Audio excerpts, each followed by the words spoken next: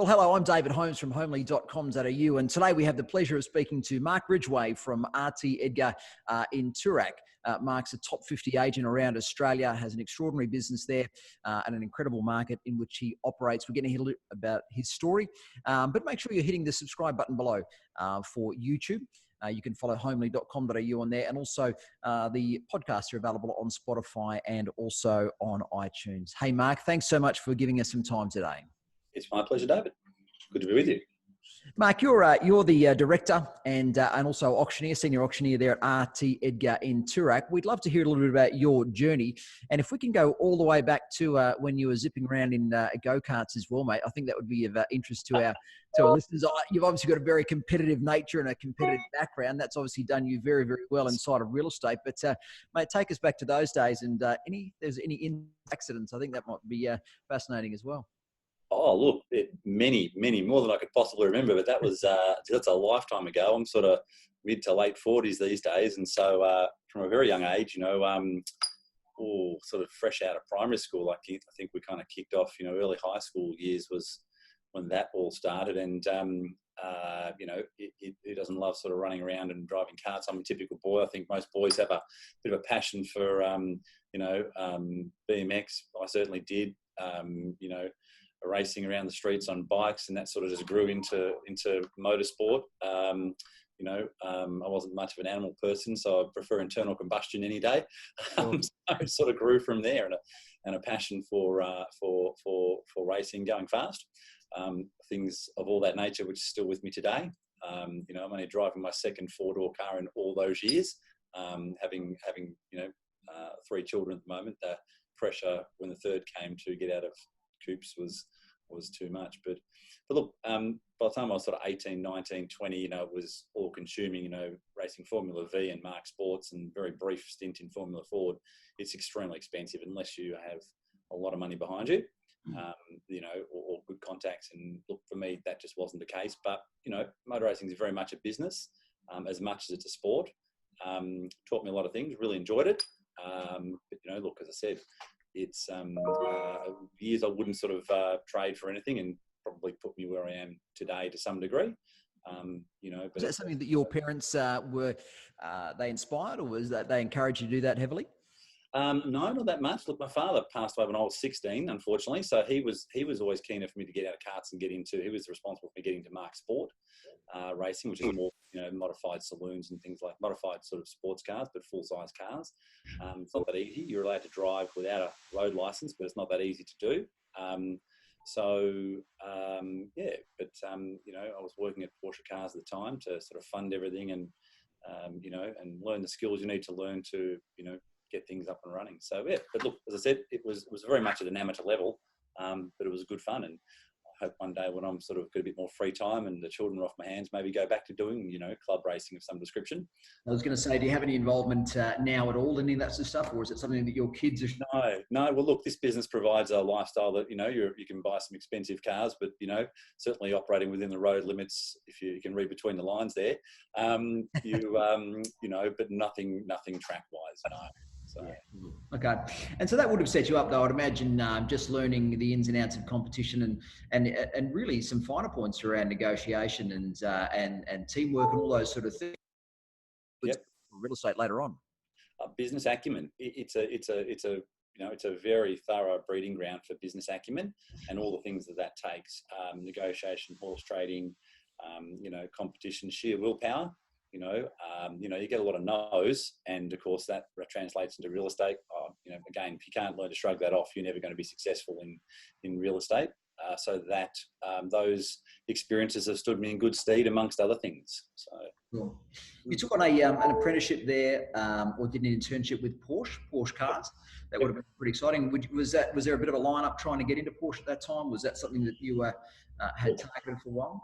I look, again, such a long time ago, I'm trying to think how I did it. The service manager was very, very accommodating fellow, and he appreciated the enthusiasm. I did work experience there when I was still at high school. And they actually waited for me till I could finish high school and move into that role. He was a really enthusiastic fellow. Warwick, his surname escapes me now. Warwick Mackenzie, I think his name was, from memory, all those years ago. who's a lovely fellow. And so, yeah, as I say, I think that when you're enthusiastic and dedicated, which they could clearly see, then it was, as I say, it was an easy choice from them and me. Yeah, interesting. So competitive background, and then into what is the cream of the crop when it comes to motorsports and also brands for cars. You're obviously a high performer. You then made a decision then to move from your Porsche internship, but you wanted to be involved in property development and also real estate. So you got stuck in real estate at a young age, around 20. Is that right? Yep, I think it was 21 to be exact. Yep, but pretty young. Okay, so what was your a little bit of your story from there, and how have you sort of made your way now to be a director in one of the most prestigious areas or suburbs, one of the most prestigious offices and brands in all of Australia? Look, it's a funny story. Again, when I realised that the vocation of motorsport probably wasn't going to be to kind of pan out the way I'd hoped it would. For various reasons. I think, and again, I can't remember exactly, but I think I was just walking through Chadstone Shopping Centre at the time. And back then it was just Myer, a bowling alley and a few shops, off the tail. Yes. We're casting the calendar back 25, 6, 7 years, something like that. And they were digging a big hole, which was for some part of whatever, that huge, enormous place is today. And I thought, that'd be pretty cool to be involved in. Obviously there's two pathways, either sort of down the building path or down the real estate path. So I chose the real estate path, and that was probably the beginning of it from then. Obviously I took a great interest. I did a builder's qualification course in TAFE. I did some accounting courses as well. After hours, I went and studied and got my full license. In fact, I was virtually fully licensed by the time I got my first job in real estate. The TAFE system and night school systems were very, very good. So obviously you can't get your full license until you have a certain number of years of experience. But again, I sort of finished off school as in my first year of real estate. So by the time I think I was in my second year of real estate, I think I was fully licensed, which again, that education, you actually learn a lot when you do your full license. Most agents, they need to do I don't know what it is. It's sort of a week-long course or something these days. It's become a little bit easier.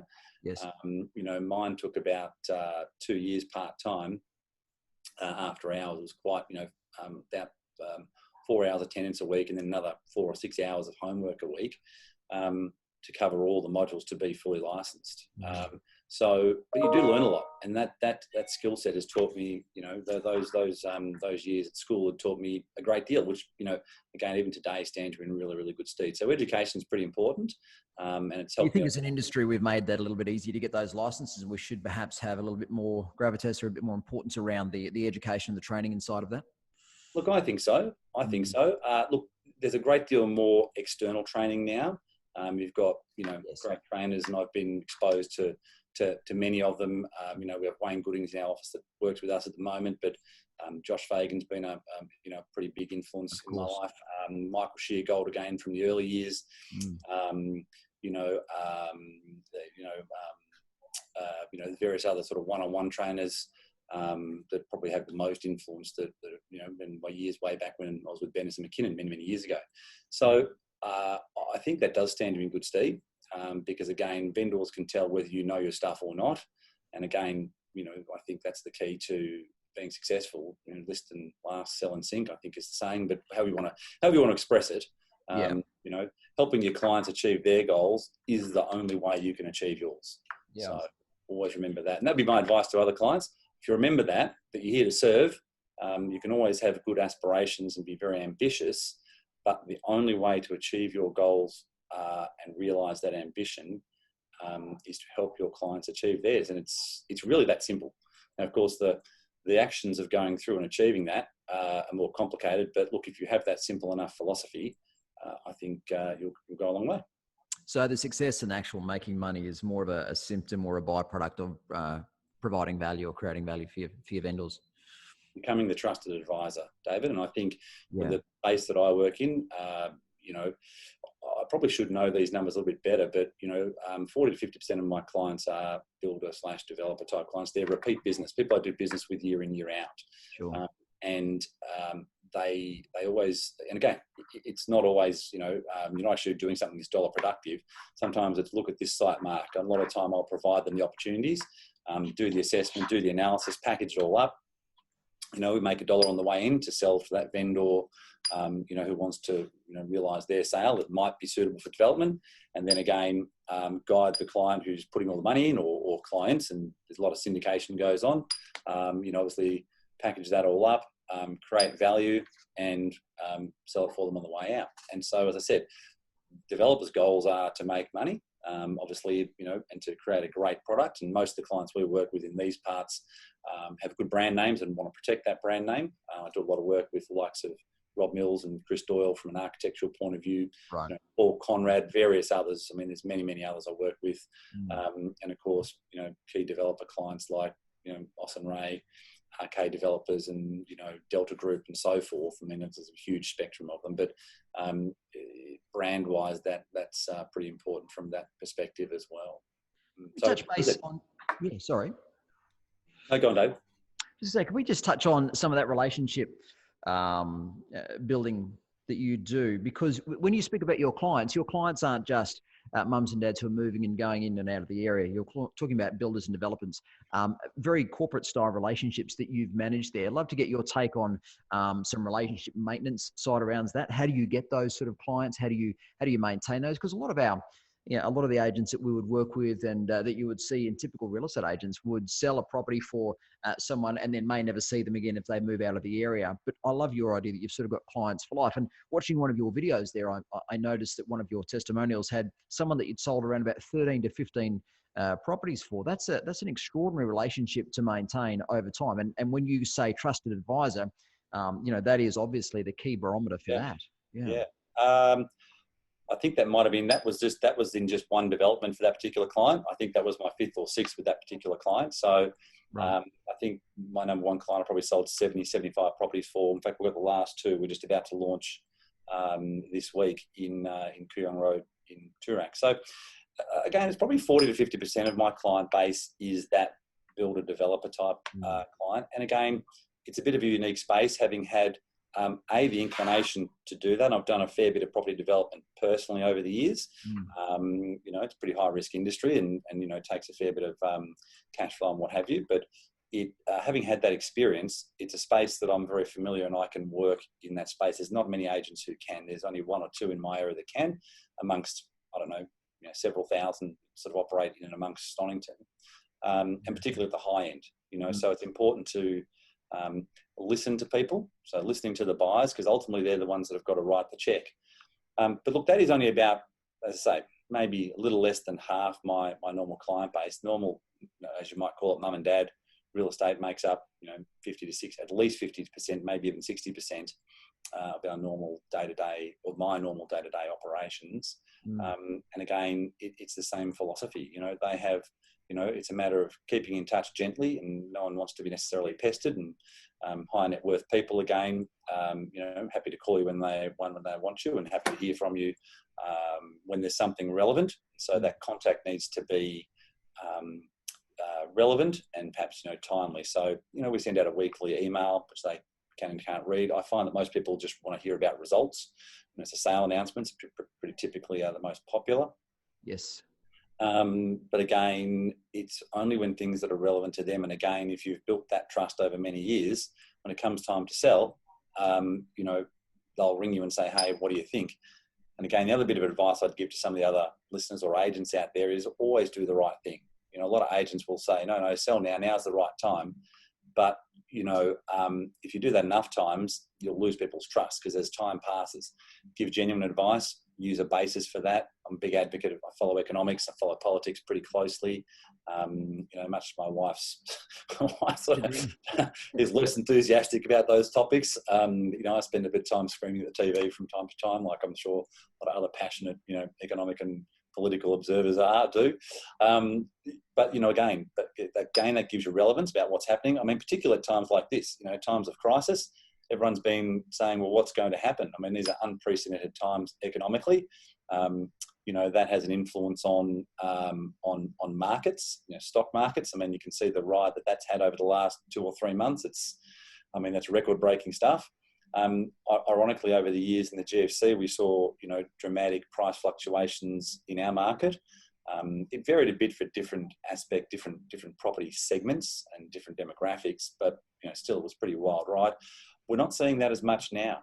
And again, I'm happy to dig into that if that's the sort of direction you want to head, if you want to get some feedback on that. But we're not seeing that as much now, and I think that was a topic we want to just sort of touch on. The COVID thing. Yeah. So my view was that 2018, 2017, going back and I think we've got the time, but 2017 things were pretty strong through our market. And I guess Melbourne, Sydney probably run to a fairly high degree in unison. It varies a little bit. Sydney's probably a little bit higher beta than Melbourne, i.e. when it booms a bit harder. When it falls a bit harder. Yes. So the amplitude in Sydney is probably greater than in Melbourne. Again, generally, that's a generalisation, not in every cycle. Another thing to mention, cycles are getting shorter and shorter in my view too. But for many years, from early 2000 through to 2014, things were generally pretty strong. Then we saw the GFC in 2008, and things fell very, very dramatically through that period. 2009 they turned around, but one of the key things I think that regulators looked at during that GFC, and not so bad in Australia, but certainly in Europe and North Americas, the GFC was born of poor lending practices on real estate and all sorts of other assets, and inflated asset prices.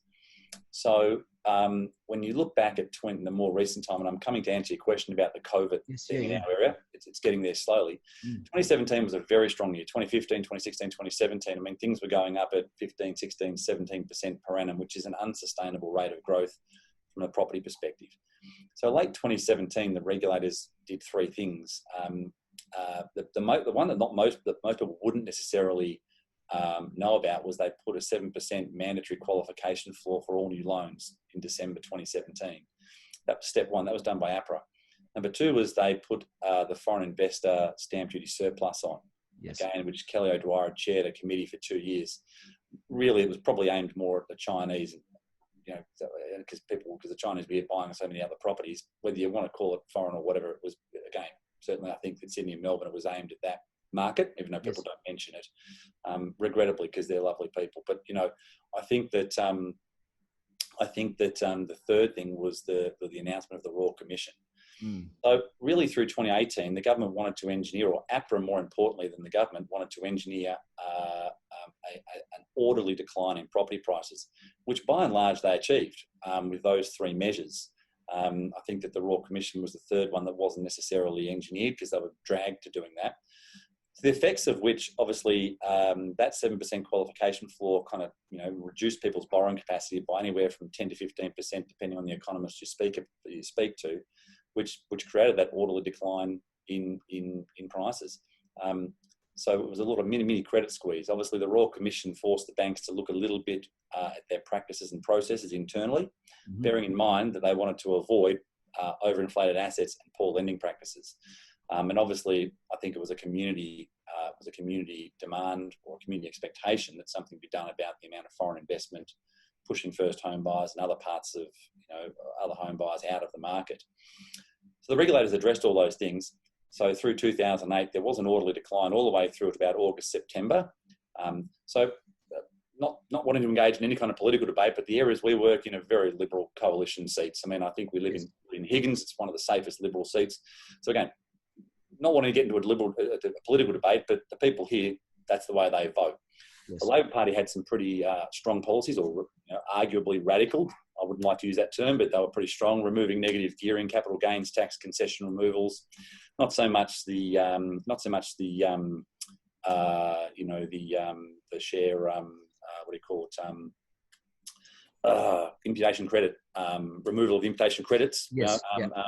Being that, not so much that, but so that last spring, October, November, December, things fell pretty heavily because Malcolm Turnbull got removed from the Liberal Party, and there was that week of pain and suffering that was just absolutely tumultuous, you might recall, in that sort of September period of 2018. So, a lot of people around here thought, well, that's it, we're going into recession, and the buyers pulled back. A lot of vendors ran for the exits. Prices fell dramatically.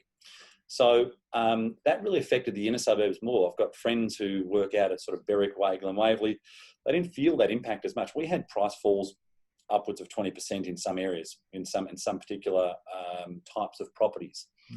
And different areas didn't get affected at all. The very top end, as in the 10, 12, 15 million plus, there were some record sales going through transactionally wise. But that 2 to 7 got hit pretty hard. Okay, as I said, sort of 10, your A grade properties came off 5 to 10, your B grade properties 15 to 20, and your C grade properties might be 20 to 25.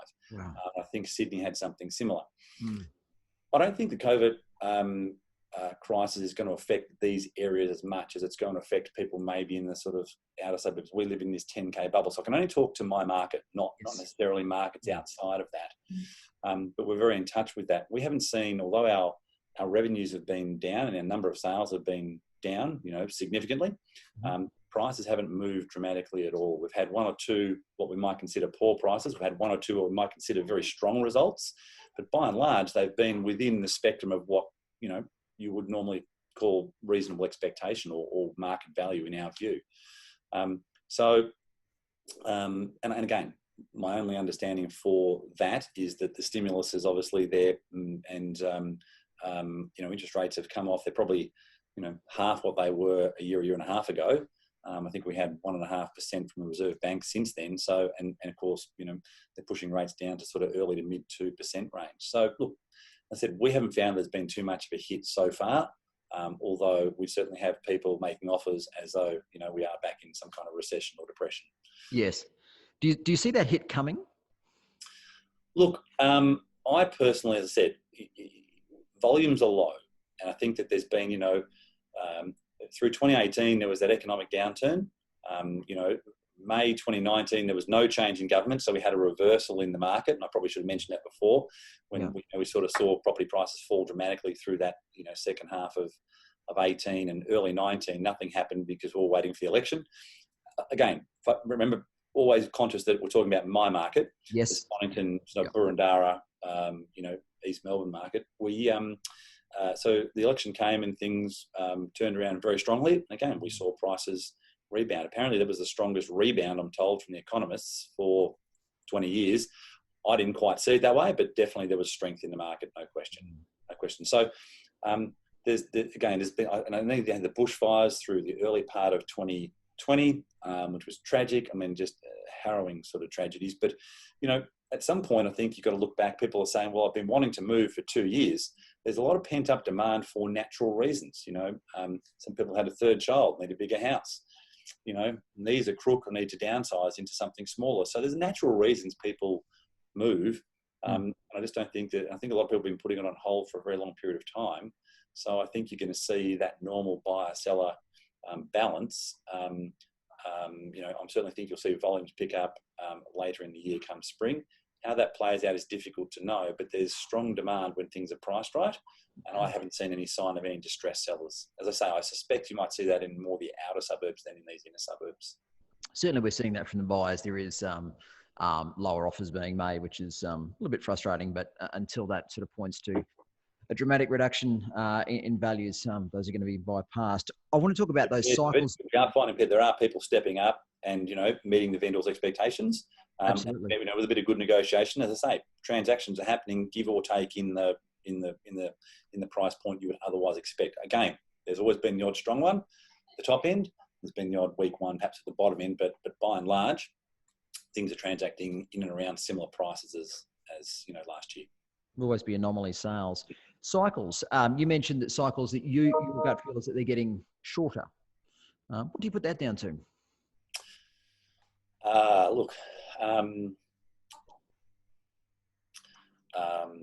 Good question. I think the market's much more informed. You can look up, sale prices. It's not hard to look access up. To information. Yeah, access to information. I think that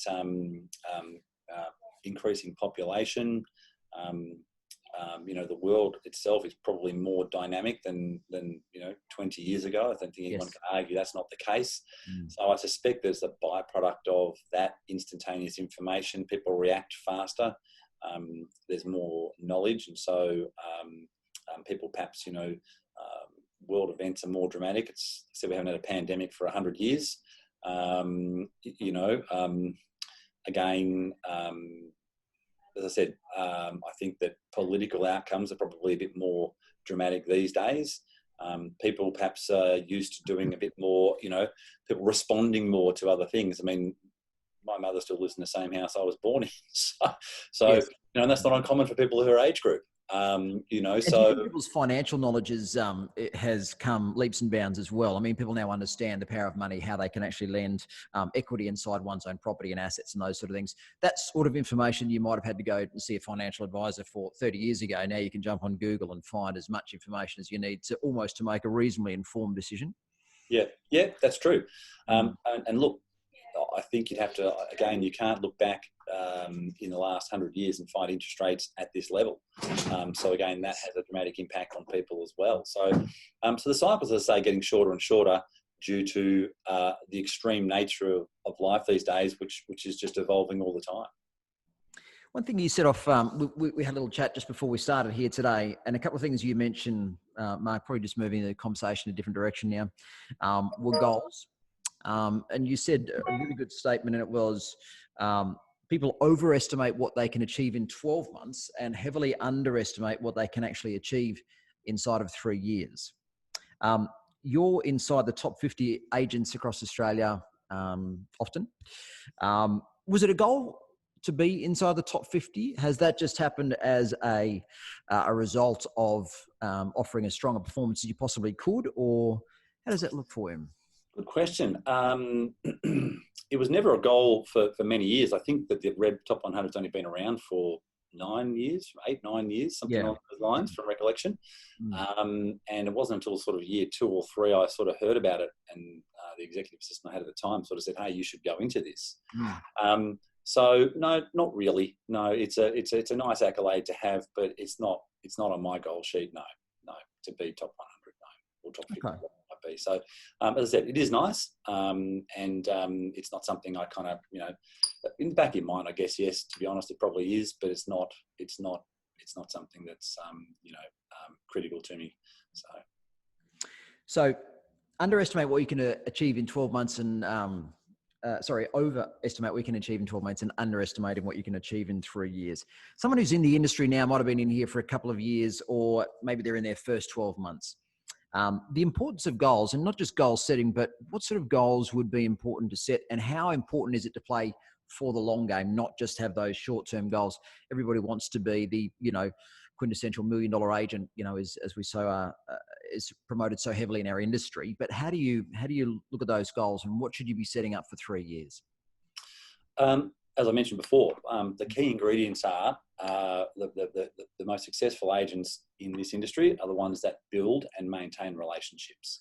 So, and again, you play for the long term. So you build that database, nurture that database, and again, provide timely and relevant information to clients to help them achieve their goal.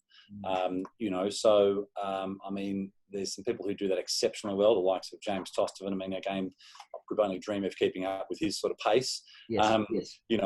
As far as, keeping in touch with people. He's a very different business model. It's all mum and dad. He doesn't do sort of any particular developer work, or not much anyway, but he's, he's probably one of the best, and the one that I know personally. Obviously, Alexander Phillips, unbelievable at it as well. So I think that, that should be a goal to do. I mean, clearly, and then you break it down into a number of contacts. You need to speak to a certain number of people. I mean, if you're not on the phone, you're not face to face, then you're not doing something dollar productive. Yeah. So again, you need to prospect, and when you're in your first year or first couple of years, people don't ring you up because they know you or know you to be good. You need to be out there prospecting, building your name. But I would stress, I've mentioned to you before, even though you may not get an immediate sale, or it might not create revenue straight away, if you always do the right thing, 99% of people realize at some point down the track, hey, that was really good advice, and they remember it. Okay, so again, your goal should always be to become the trusted advisor of that client. So again, don't violate that trust. Always give your honest opinion, whether that means sell now, sell later, give them, just real reasons. might say, no, don't do this, do it later on. They might decide, well, no, for various reasons, personally, I want to do this now. As I said, I've always told my team, always do the right thing, and people will know that. People always recognise that. And you become that trusted advisor. They pick up the phone and say, Mark, I'm ready to sell. You're really not competing. So a lot of our business is, we're not competing for it. And that will also aid in creating those clients for life. Yeah. Correct. Homely, obviously we've got an exciting platform there, which you've recently partnered with us, which is great. Why is it so important to the industry that Homely succeed? Look, again, I think that having good competition on any level is going to be a positive. Obviously, in our market, there's the two other dominant portals. So having that third portal again, A, is good from a consumer perspective, B, from a vendor's perspective, from a cost perspective. But again, as I say, I think it's just a positive to have, a different direction, a different view, an alternative site to utilise. There's lots of obviously property sites, but probably two main players, and Homely coming in to be number 3, I think is going to be a very positive all round from an industry perspective. Certainly, as I say, I mean, again, I've said to you earlier on, David, we can only achieve our goals by helping our clients achieve theirs. And that's one of the tools that helps facilitate that. Yeah, absolutely.